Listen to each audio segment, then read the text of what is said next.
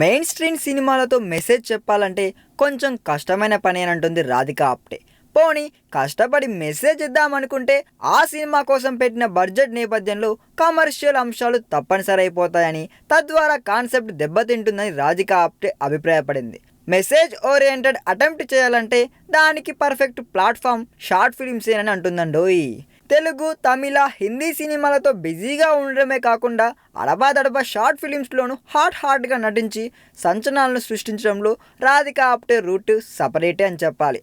పరిచత్ cinema ఏ స్థాయిలో సంచలనాలను రేపిందో ప్రత్యేకంగా చెప్పాల్సిన పని లేదు.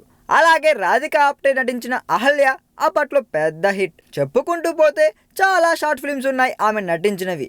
ఇక తరచూ వివాదాస్పద వ్యాఖ్యలు చేసే రాధిక ఆప్టే ఓ సౌత్ ఇండియన్ ఫిలింలో నటిస్తున్నప్పుడు ఇక్కడ తనకు లైంగికపరమైన ఇబ్బందులు ఎదురయ్యాయంటూ అందరినీ నివ్వెరపరిచింది.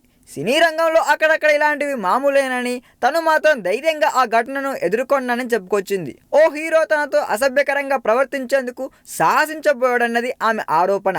దాంతో ఒక్కసారిగా దక్షిణాది సినీ ఇండస్ట్రీ మొత్తం ఉలిక్కిపడిందని చెప్పాలి. మొత్తానికైతే ఆ హీరో పేరేందో, ఆ సినిమా ఏంటో చెప్పలేదు, కానీ ఎవరో ఒక హీరో మాత్రం తనతో అసభ్యకరంగా ప్రవర్తించిందని మాత్రం చెప్పింది. ఇవన్నీ సెన్సేషనల్ కోసం చెప్పుకుంటున్న మాటలే అని చాలామంది కొట్టుపడేస్తున్నారు కూడా. ఈ వీడియో మీకు నచ్చినట్లయితే సబ్స్క్రైబ్ చేయండి. ఫిలిమి స్టార్స్ బోలెడంత న్యూస్ బోల్డ్గా.